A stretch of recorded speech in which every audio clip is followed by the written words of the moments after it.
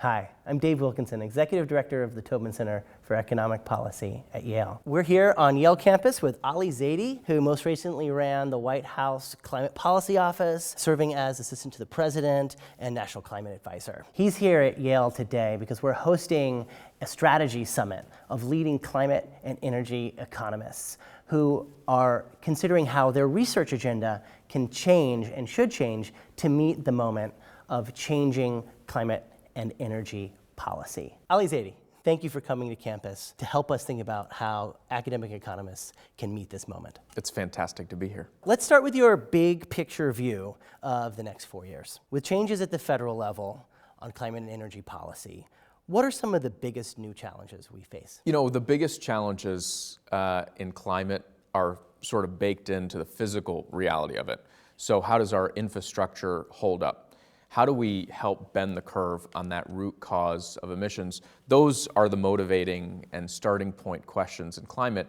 But what we see now, because of the policy direction of the new administration, but also because of the economic direction that the country's on, there are new headwinds and new tailwinds. Artificial intelligence, how does that play out in either accelerating or inhibiting our transition to a cleaner economy? The trade wars and our geopolitical challenges with China and the rest of the world, do those inhibit our ability to move to a clean energy economy, or do they help accelerate a race to the top on the technologies that we need? Those are the profound questions, I think, that are now layering on top of those fundamental climate questions that make this moment even more complicated. So you've just spoken before a convening of many of the nation's leading energy and climate economists. So what do you think economists need to do to meet this moment? We need all the problem solvers we can get attacking the challenges that are in front of us. And economists, I think, can help us work through maybe a set of issues that they haven't helped us take on in the past in the climate challenge. Climate is a big topic and it attracts big thinkers that come up with very big solutions. This is a moment that also demands micro solutions. For the farmer who's implementing climate smart agriculture, for example, they might see actually a yield decline for a year or two at the beginning of implementing those practices before they unleash a bunch of increased productivity. How do we build the economics on which the insurance industry can help de-risk that implementation? When we think about the transmission grid, it's this big network of thousands of miles, but there are pinch points in communities in real places where we're basically just stuck in a who pays for what conversation. How do we resolve that smartly, equitably, on the foundation of really good economics? And if you think about what's going on in the firm planning that businesses are doing, whether they're in the automotive sector or in critical minerals, we need economics to help inform those applied questions right there, right on the ground. What are some of the biggest unanswered questions that may be more important today than they may have been a year ago? One big set of unanswered questions is how do we reframe the way we go after the regulatory project of keeping pollution out of the sky and out of our waters, armed with the new technologies of the AI age.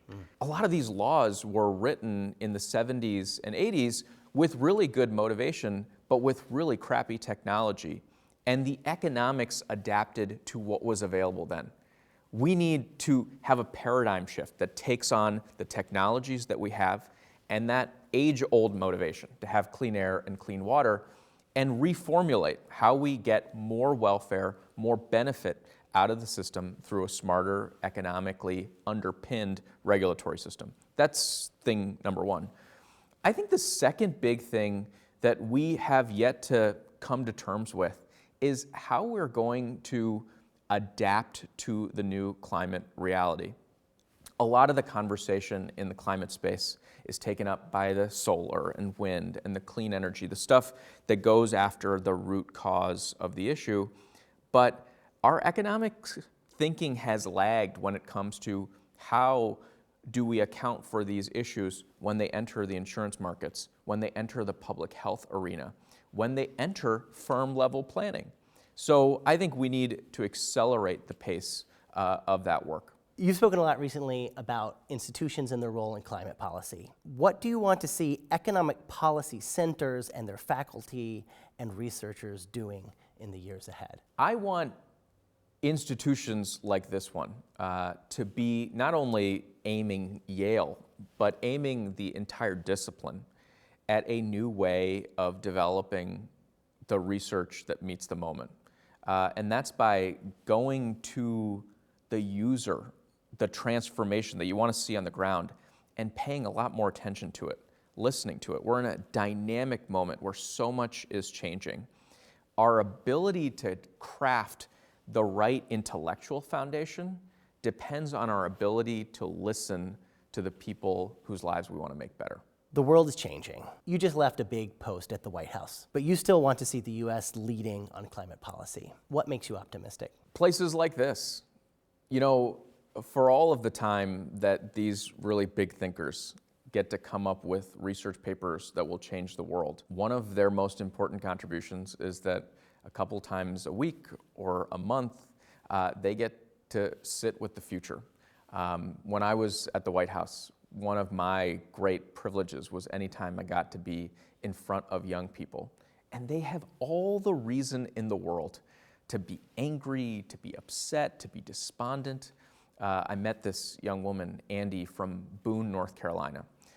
When the hurricane came and knocked down her community, she decided to get back up and sign up for national service aimed at rebuilding that community back better, back stronger from the storm. Our, I think, opportunity at this moment is not just to solve a physical world environmental problem, but to also tap into this inspiration, this creativity, this optimism, and give it a path to make the difference it very much wants to.